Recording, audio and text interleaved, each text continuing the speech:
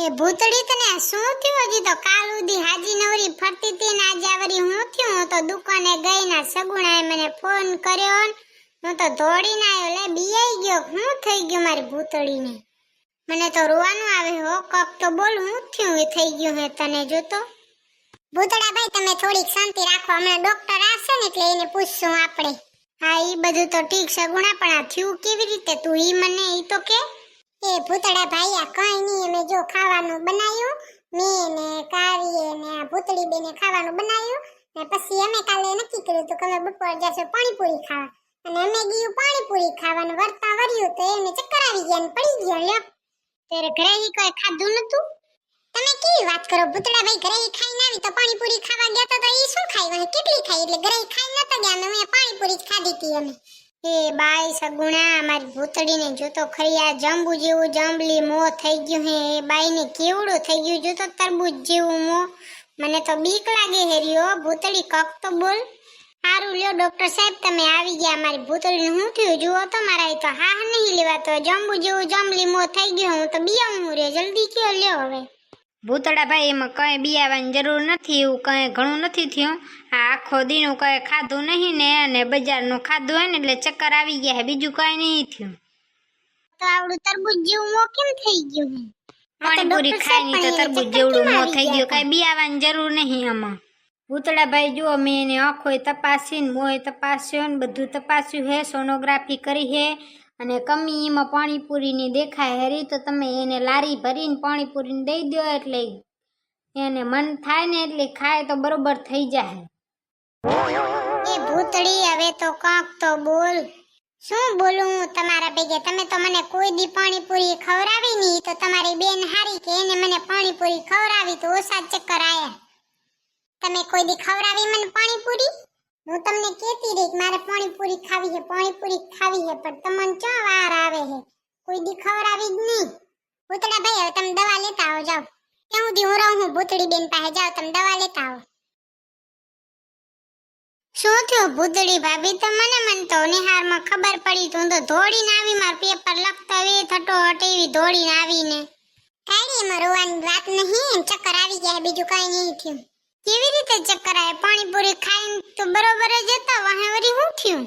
એ કાઈ આપણે પાણીપુરી ખાવા ગયા ને પછી તું નિહારે ગઈ ડાયરેક્ટ, અને અમે અહીંયા કને વર્તો ઘરે આવતા હતા ને તો ચક્કર આવી ગયા ભૂતડી ભાભીને. લ્યો તેરે મેં કીધું તો ભૂતડી ભાભીને 100 રૂપિયાની પાણીપુરી ખાધી હે તો હજી 100 રૂપિયાની ખાઈ લ્યો એટલે બરોબર શક્તિ આવે. મારું માને કોણ? હવે આવજો એટલે હવે તો 500 રૂપિયાની ખવડાવી તમને પાણીપુરી. હું તો વડી બીઆઈ ગઈ હતી ભૂતડી ભાભી કે હું થયું વળી મારી ભાભીને. હું તો એવી દોડીને આવીને. કાઈ એમાં કઈ બીયાવાની જરૂર નહીં. હવે તો ભૂતડો દવા લેવા ગયો હે એટલે બરોબર થઈ જાય. ડોક્ટરે શું કીધું ભાભી? કઈ નહીં, ડોક્ટરે કીધું પાણીપુરીની કમી હે પેટમાં, બીજું કઈ નથી. તો ભાભી હું અત્યારે જ જાઉં હું પાણીપુરી લેવા. હમણાં હું ભૂતડી ભાભી હાટું પાણીપુરી લઈ આવું કે 200 રૂપિયાની પાર્સલ કરી આવું ને 200 રૂપિયાની ઘર જાઉં ત્યારે લેતા જાઉં. અત્યારે જ જાઉં હું લઈ આવું હું. હા વાંધો નહીં, જાઓ લેતા આવો જાઓ.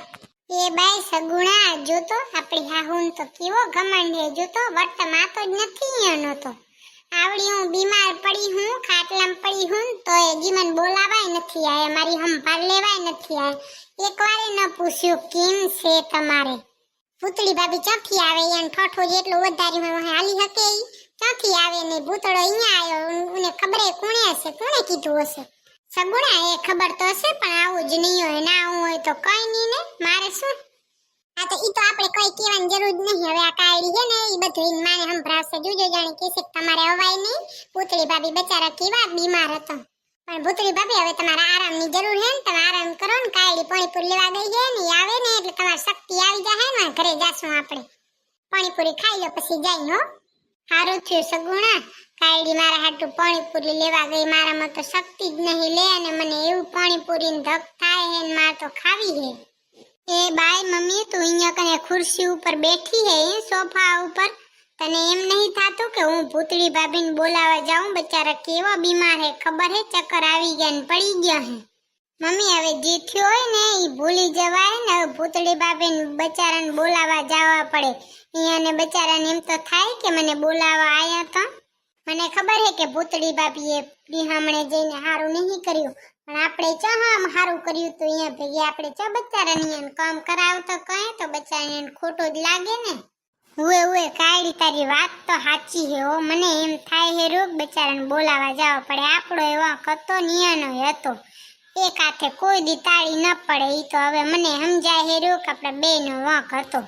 અને અહીંયાને લાગ્યું ને ઈ તો મને હમણાં જ ખબર પડી હતી. મેં કીધું હવે હમણાં ઘરે આવતા હશે ને તો નહીં જાવ. અહીંયા આવશે ને એટલે હું અહીંયા હા માફી માંગી લઈશ ને હવે હારું થઈ જાય, બધું સારું થઈ જાય હવે. ઉએ અને મમ્મી ઈ વડા હારા હે બે ભાભી કહે એવા નહીં કહે. મને તો ભણવામાં એમ કીધું કે તારે પરીક્ષા હોય ને ત્યારે તું કઈ કામ ન કરાવજે ને તું વાંચજે, બીજું કઈ કામ ન કરાવજે, ભણવામાં ધ્યાન દેજે એમ કીધું. કેટલી એ શીખામણે આપી મને. ઉએ કાઢ્યો મને સમજાય હેરું કે એક હાથે તાળી ન પડે. આમાં બેયનો વાંક હતો તો અહીંયાને બચારાએ માફી માંગી તો મારે માંગવી પડે. કઈ એમાં શું નનકો થઈ જાય.